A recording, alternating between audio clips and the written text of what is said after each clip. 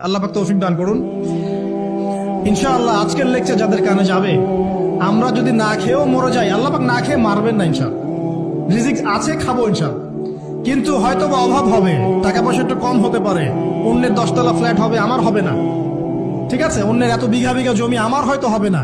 কিন্তু ইনশাআল্লাহ তাআলা এই যে দুনিয়ার মুসাফিরের জীবনটা, এটা মুসাফিরের জীবন না, মুসাফিরের জীবনটা কেটেই যাবে ইনশাআল্লাহ। কাটবে না? যে কোনো ভাবে কেটে তো যাবেই ইনশাআল্লাহ। এই যে পরকালের জীবনটা একটা চেতনার শক্তি, জানেন, দুনিয়াতে যত বাধা বিপত্তি আসুক, গাল মন্দ খান, গিবত তহমত খান, কষ্ট হোক, নির্যাতন হোক, একটা বিষয় মনের মধ্যে শান্তি দেয়। কি শান্তি? যে এই দুনিয়ার জীবনটা তো আর চিরস্থায়ী নয়, এটা তো আর সারা জীবন থাকবে না।